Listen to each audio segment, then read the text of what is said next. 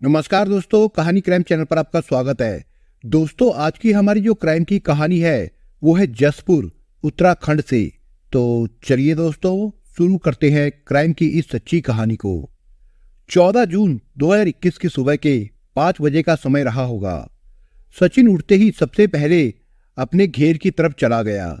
सचिन के पिता चंद्रपाल घर के पीछे बने जानवरों के घेर में ही सोते थे। घेर में जाते ही सचिन की निगाह पिता की चारपाई पर पड़ी तो उसकी जोरदार चीख निकल गई। चंद्रपाल की चारपाई खून से लथपथ पड़ी थी। चंद्रपाल के ऊपर पड़ी चादर तो लहूलुहान थी ही, साथ ही तमाम खून उसकी चारपाई के नीचे भी पड़ा हुआ था। सचिन की चीख पुकार सुनकर आस पड़ोस के लोग भी जाग गए थे। देखते ही देखते चंद्रपाल के घेर में लोगों का जमावड़ा लग गया था। चारपाई के पास खून से सनी एक ईंट भी पड़ी हुई थी। हालांकि चंद्रपाल की हालत देखते हुए कहीं से भी नहीं लग रहा था कि उसकी सांसें अभी भी चल रही होंगी। इसके बावजूद भी सचिन पिता को अस्पताल ले गया, जहां पर डॉक्टरों ने उसे मृत घोषित कर दिया था। इस घटना की जानकारी पुलिस को अस्पताल के द्वारा ही पता चली थी। ये घटना उत्तराखंड के शहर जसपुर के थाना कुंडा की थी। सूचना पाते ही कुंडा थाना प्रभारी अरविंद चौधरी कुछ कांस्टेबलों को साथ लेकर अस्पताल पहुंचे। सरकारी अस्पताल में ही पुलिस ने मृतक के परिजनों से घटना की जानकारी जुटाई।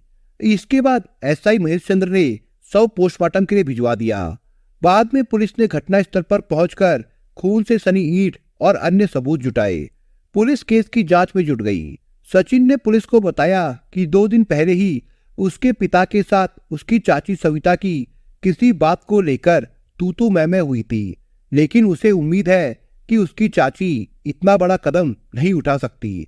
ये जानकारी भले ही सचिन के लिए कोई मायने नहीं रखती थी, लेकिन पुलिस के लिए ये सूत्र अहम मायने रखता था। पुलिस ने सविता को पूछताछ के लिए अपनी हिरासत में ले लिया। पूछताछ के दौरान सविता ने साफ शब्दों में जवाब दिया कि वो अपने जेठ का खून क्यों करेगी। उसी दौरान चंद्रपाल के छोटे भाई ने बताया कि सविता का चाल चलन ठीक नहीं है। वो 2 दिन पहले ही अपने भतीजे मंजीत को लेकर मुरादाबाद भाग गई थी। उसी बात को लेकर चंद्रपाल ने उसे काफी डांट फटकार लगाई थी। ये जानकारी मिलते ही पुलिस समझ गई कि माजरा क्या है। इससे पहले मंजीत कहीं भाग पाता, पुलिस ने उसे भी अपनी कस्टडी में ले लिया और दोनों को थाने ले आई। थाने लाकर दोनों से कड़ी पूछताछ की गई। पुलिस ने मंजीत से इस मामले में पूछताछ की तो उसने बताया कि उस रात तो वो फैक्ट्री में काम करने गया हुआ था। ऐसे में वो अपने ताऊ की हत्या कैसे कर सकता है। इस सच्चाई को जानने के लिए पुलिस की एक टीम उस फैक्ट्री में भी गई। वहां पर सीसीटीवी कैमरों की फुटेज देखी तो सचमुच मंजीत की एंट्री वहां दर्ज थी। उपस्थिति वाले रजिस्टर पर उसके हस्ताक्षर भी मौजूद थे। ये सब देखकर पुलिस की जांच पर पानी फिर गया। पुलिस ने इस बारे में सविता के पति रामपाल से पूछताछ की। रामपाल ने बताया कि वो सारे दिन मेहनत मजदूरी कर इतना थक जाता है कि सोने के बाद उसे होश हवास नहीं रहता। उसी जांच पड़ताल के दौरान पुलिस की नजर रामपाल के दरवाजे पर पड़ी, जिस पर खून की उंगलियों के निशान साफ नजर आ रहे थे। फिर पूरे घर की तलाशी ली गई। तभी पुलिस को बाथरूम में खून से सना एक कपड़ा भी मिला, जिससे खून साफ किया गया था। ये सब तथ्य जुटाने के बाद पुलिस ने मंजीत और सविता से अलग अलग पूछताछ की, जिसके दौरान थाना प्रभारी ने सविता से सीधा प्रश्न किया, हमें तुम्हारी सारी सच्चाई पता चल गई है। हमें बाथरूम में वो कपड़ा भी मिल गया है जिससे खून साफ किया गया था। ये बात तो पक्की है कि चंद्रपाल की हत्या में तुम्हारा पूरा हाथ है। तुम्हारे लिए यही सही है कि सीधे सीधे सब कुछ बता दो, तुमने चंद्रपाल की हत्या क्यों की। पुलिस पूछताछ में सविता ज्यादा देर तक नहीं टिक पाई थी। उसने बता दिया कि उसने ही भतीजे के साथ मिलकर अपने जेठ की हत्या की है। सविता के बाद पुलिस ने मंजीत को अलग ले जाकर कहा कि तुम्हारी प्रेमिका चाची ने हमें सब कुछ बता दिया है, लेकिन हम तुमसे केवल इतना जानना चाहते हैं कि तुमने फैक्ट्री में ड्यूटी करते हुए भी किस तरह से चंद्रपाल की हत्या की। मंजीत भी कच्चा खिलाड़ी था। उसने भी पुलिस को सब कुछ साफ साफ बताते हुए अपना जुर्म कबूल कर लिया। इस केस के खुलने के बाद जो चाची और भतीजे की प्रेम कहानी सामने आई वो कुछ इस प्रकार से थी। ये मामला उत्तराखंड के जिला उधम सिंह नगर के कुंडा थाने से उत्तर दिशा में लगभग 7 किलोमीटर दूर स्थित गांव टीले का है। बहुत पहले गांव मेरकपुर पाकवाड़ा मुरादाबाद निवासी सुमेर सिंह रोजी रोटी की तलाश में यहाँ आए और यहीं के होकर रह गए। सुमेर सिंह के 4 बेटे थे, जिनमें चंद्रपाल सबसे बड़ा, उसके बाद विक्रम तथा रामपाल सबसे छोटा था। समय के साथ तीनों की शादियां भी हो गई थी। शादी होते ही सभी भाइयों ने अपनी गृहस्थी संभाल ली और अलग अलग मकान बनाकर रहने लगे थे। अब से 5 साल पहले चंद्रपाल का चचेरा भाई करण अपने परिवार से मिलने आया था। करण ने यहाँ का रहन सहन देखा तो वो भी यहीं का दीवाना हो गया। करण के परिवार से संबंध रखने के कारण चंद्रपाल ने उसे रहने के लिए अपने ही घर में शरण दे दी थी। रामपाल की शादी काशीपुर के टांडा उज्जैन में हुई थी। रामपाल शुरू से ही सीधे सरल स्वभाव का था, जबकि रामपाल की बीवी शहर की रहने वाली और तेज तर्रार थी। शादी के बाद गांव का रहन सहन उसे पसंद नहीं था। 1 साल उसने जैसे तैसे उसके साथ काटा और फिर उसने रामपाल से संबंध विच्छेद कर लिया था। उस समय तक उसकी बीवी के कोई औलाद पैदा नहीं हुई थी। रामपाल की बीवी उसे छोड़कर चली गई तो रामपाल उदास रहने लगा। इसके बाद भाइयों ने फिर से रामपाल की शादी मुरादाबाद जिले के टांडा स्वार के मानपुर की रहने वाली सविता से करा दी। सविता के साथ दूसरी शादी हो जाने से रामपाल खुश रहने लगा था। रामपाल सुबह ही मेहनत मजदूरी करने के लिए घर से निकल जाता था, फिर वो देर शाम को ही घर आ पाता था। गुजरते समय के साथ सविता 2 बच्चों की मां भी बन गई। हालांकि सविता पहले से ही देखने भालने में सुंदर थी, लेकिन 2 बच्चों को जन्म देने के बाद तो उसकी देह और भी चमक उठी थी। रामपाल के मकान के सामने ही करण सिंह अपने परिवार के साथ रहता था। उस वक्त करण का बड़ा बेटा मंजीत जवानी के दौर से गुजर रहा था। मंजीत आवारा किस्म का था। हर समय वो अपनी चाची सविता के पास ही पड़ा रहता था। उसके साथ रहने से सविता को एक सबसे बड़ा फायदा था कि वो उसके बच्चों को संभालने में उसकी मदद करता था। सविता को जब कभी भी अपने घर का कामकाज निपटाना होता था तो वो अपने बच्चों को मंजीत के पास ही छोड़ देती थी। कुसंगति से मंजीत के मन में गंदगी पनपनी शुरू हुई तो चाची के प्रति उसकी सोच भी बदल गई थी। हालांकि सविता उसे अपने भतीजे के रूप में ही देखती आ रही थी, लेकिन जैसे ही मंजीत का बदलता नजरिया देखकर सविता के मन में भी उथल पुथल पैदा हो गई। कई बार सविता बच्चों को मंजीत को सौंपकर उसी के सामने नहाने लगती थी, जिसे आंख चुराकर देखने में मंजीत की आंखों को बहुत ही सुख मिलता था। एक दिन मंजीत जुलाई महीने में अपनी चाची सविता के घर पहुंचा। उसके परिवार वाले खेतों पर काम करने गए हुए थे। सविता के बच्चे सोए पड़े थे। सविता बच्चों के पास ही सोई हुई थी। उस समय नींद की आगोश में उसके वस्त्र अस्त व्यस्त हो चुके थे। मंजीत ने अपनी चाची को इस हाल में सोते हुए देखा तो उसके तन मन के तार झंझनाने लगे। उसी समय सविता की आंखें खुली तो उसने सामने मंजीत को बैठा देखा।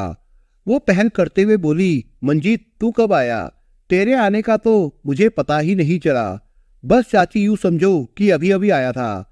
घर पर नींद नहीं आ रही थी तो सोचा चाची के पास थोड़ा वक्त काटाऊं, लेकिन यहाँ आकर देखा तो आप गहरी नींद में सोई पड़ी थी।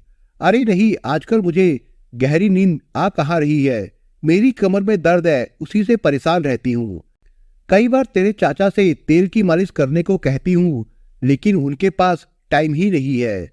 कोई बात नहीं, चाचा के पास टाइम नहीं है तो मैं तो हर वक्त खाली ही रहता हूँ। अगर आप कहें तो मैं ही आपकी मालिश कर देता हूँ। सविता का निशाना बिल्कुल सही लक्ष्य भेजने को तैयार था। मंजीत की बातें सुनते ही सविता उठ खड़ी हुई। उसने घर का दरवाजा अंदर से बंद कर दिया। फिर उसने तेल की शीशी उसके हाथों में थमा दी और कंधे पर मालिश करने को कहा। मालिश करते करते मंजीत का धैर्य जवाब दे गया।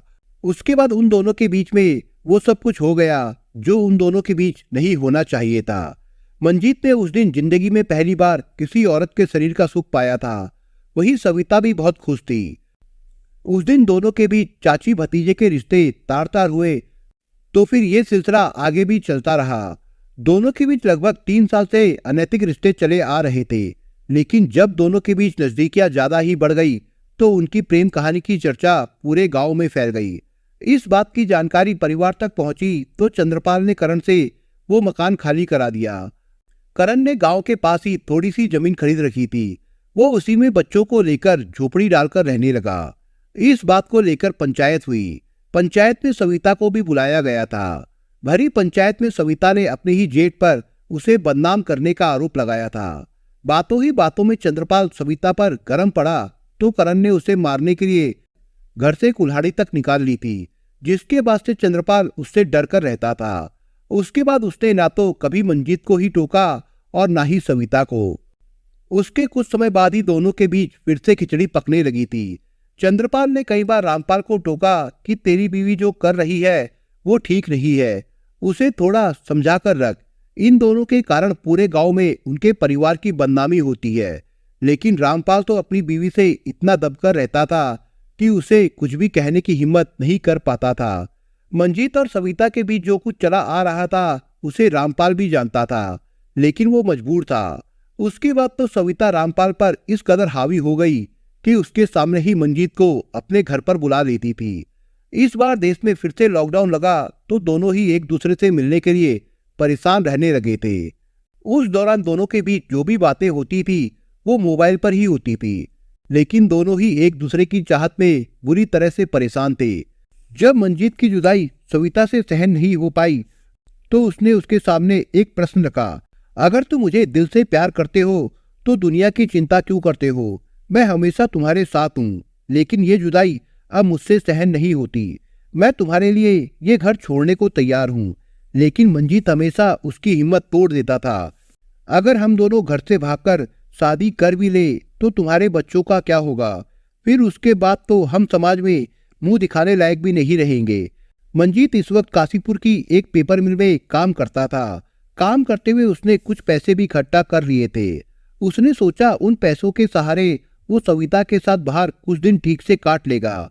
सविता ने भी काफी समय से रामपाल की चोरी से कुछ पैसे इकट्ठा कर लिए थे। 12 जून 2021 को दोनों ने घर से भाग जाने का पूरा प्लान तैयार किया और काशीपुर से ट्रेन पकड़कर चोरी छिपे मुरादाबाद जा पहुंचे। मुरादाबाद रेलवे स्टेशन पर पहुंचते ही दोनों जीआरपी की निगाहों में संदिग्ध के रूप में चढ़ गए। जीआरपी ने उनसे पूछताछ की तो मंजीत ने साफ साफ बता दिया कि वो उसकी चाची है। हम दोनों किसी बीमार रिश्तेदार को देखने के लिए आए हुए हैं। लेकिन पुलिस को उनकी बातों पर विश्वास नहीं हुआ तो उन्होंने परिवार वालों से बात कराने को कहा। तब मंजीत ने अपनी बुआ की नातिन से जीआरपी वालों की बात करा दी, जिसके बाद पुलिस वालों ने उन्हें सीधे घर जाने की हिदायत देते हुए छोड़ दिया। रेलवे पुलिस से छूटने के बाद भी मंजीत बुरी तरह से घबराया हुआ था। उसे पता था कि इस वक्त देश बुरे हालात से गुजर रहा है। घर से जाने के बाद ना तो उन्हें कहीं भी इतनी आसानी से नौकरी ही मिलने वाली है और ना ही उसके बाद उसके घर वाले उसे शरण देने वाले हैं। ये सब मन में विचार उठते ही सविता ने मंजीत के सामने एक प्रश्न किया, मंजीत, मैं तेरी खातिर अपना घर बार बच्चों तक को छोड़ आई, लेकिन तेरे अंदर इतनी भी हिम्मत नहीं कि तू अपने ताऊ को सबक सिखा सके। उसने ही हम दोनों का जीना हराम कर रखा है। अगर वो ना हो तो हमें घर से भागने की जरूरत भी नहीं होती। सविता की बात मंजीत के दिल को छू गई। चाची, तुम अब बिल्कुल भी चिंता मत करो। मैं घर वापस जाते ही उस ताऊ का ऐसा इलाज करूंगा कि वो कुछ कहने लायक भी नहीं रहेगा। सविता को विश्वास में लेकर मंजीत अपने घर वापस चला गया। घर जाने के बाद वही सब कुछ हुआ जिसकी उम्मीद थी। दोनों के घर पहुंचते ही परिवार वालों ने उन्हें खूब उल्टा सीधा कहा। 14 जून 2021 की शाम को मंजीत अपने काम पर चला गया, लेकिन फैक्ट्री में काम करते वक्त भी उसकी निगाहों के सामने उसके ताऊ की सूरत ही घूमती रही। उसी वक्त मशीनों में कोई तकनीकी खराबी आ गई, जिसके कारण मशीन बंद करनी पड़ी। मंजीत को लगा कि वक्त उसका साथ दे रहा है। उसने तभी सविता को फोन मिलाया और आधे घंटे बाद ताऊ के घेर के पास मिलने को कहा। मंजीत की बात सुनते ही सविता के हाथ पांव थरथर कांपने लगे थे। उसे लगा कि आज वो जो काम करने जा रही है वो ठीक से हो पाएगा भी या नहीं। उसकी चारपाई के पास ही पति रामपाल खराटे मारकर सो रहा था। रामपाल को सोते देख उसने किसी तरह से हिम्मत जुटाई और धीरे से घर का दरवाजा खोलकर दबे पांव चंद्रपाल के घेरे की तरफ बढ़ गई। मंजीत किसी तरह से फैक्ट्री की पिछली दीवार फांदकर बाहर आया और सीधे अपने ताऊ चंद्रपाल के घेर में पहुंचा। उस वक्त सभी लोग गहरी नींद में सो रहे थे। सविता मंजीत के पहुंचने से पहले ही वहां पहुंच चुकी थी। घेर में पहुंचते ही मंजीत ने घेर में जल रहे बल्ब को उतार दिया ताकि कोई उन्हें पहचान ना सके। चंद्रपाल भी सारे दिन मेहनत मजदूरी करके थक जाता था। उसी थकान को उतारने के लिए वो अक्सर ही रात में शराब पीकर ही सोता था। जिस वक्त मंजीत और सविता उसके घर पहुंचे वो गहरी नींद में सोया हुआ था। चंद्रपाल भी सारे दिन मेहनत मजदूरी करके थक जाता था। उसी थकान को उतारने के लिए वो अक्सर ही रात में शराब पीकर ही सोता था। जिस वक्त मंजीत और सविता उसके घर पहुंचे वो गहरी नींद में सोया हुआ था। चंद्रपाल को सोते देख मंजीत ने सविता को उसका मुंह बंद करने का इशारा किया। फिर उसने अपने हाथ में थामी ईंट से लगातार कई वार कर डाले। मुंह बंद होने के कारण चंद्रपाल की चीख तक नहीं निकल सकी। थोड़ी देर तड़पने के बाद उसकी सांसें थम गई। इसके बावजूद भी मंजीत बेरहमी दिखाते हुए उसके चेहरे व सिर पर कई बार ईंट से प्रहार किया। जब चंद्रपाल का शरीर पूरी तरह से शांत हो गया तो दोनों वहां से चले गए। सविता के हाथों पर खून लगा हुआ था जो उसके घर के दरवाजे पर भी लग गया था। घर पहुंचकर सविता ने एक कपड़े से हाथों का खून पोंछा। वो कपड़ा उसने बाथरूम में डाल दिया था जिसे बाद में पुलिस ने बरामद कर लिया था।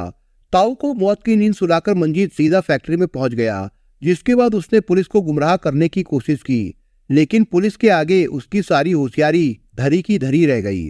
चंद्रपाल के बेटे सचिन की तरफ से धारा 302 व 120B के तहत रिपोर्ट दर्ज कर ली गई।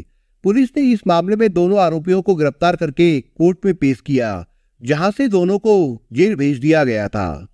दोस्तों, इस कहानी के बारे में आपके विचार क्या है हमें कमेंट बॉक्स में जरूर बताएं।